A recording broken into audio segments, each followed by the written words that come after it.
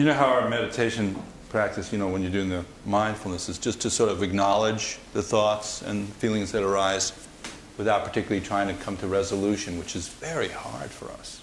We're always trying to resolve.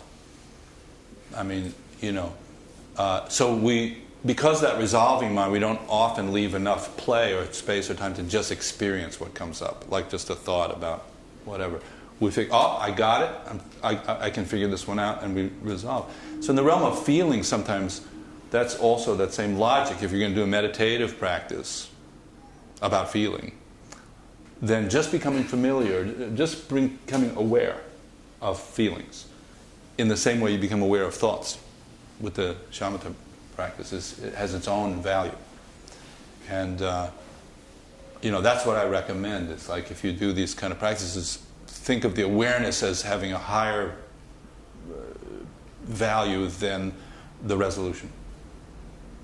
I would, if I had one piece of advice to give anybody, I'd just say bias yourself towards awareness and not towards resolution. Because sometimes we need the loose ends in meditation practice. You need to experience loose ends. We're not trying to make a neat package. And now we've figured it out so we can stop meditating. We're opening up a can of worms. That would be another definition of meditating. Open the can of worms.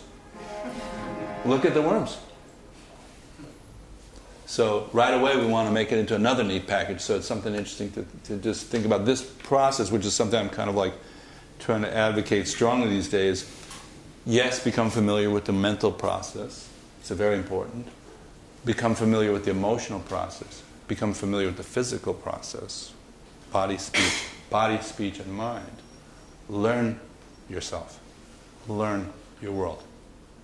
And let go of the part that is always thinking that it has to be one way or another.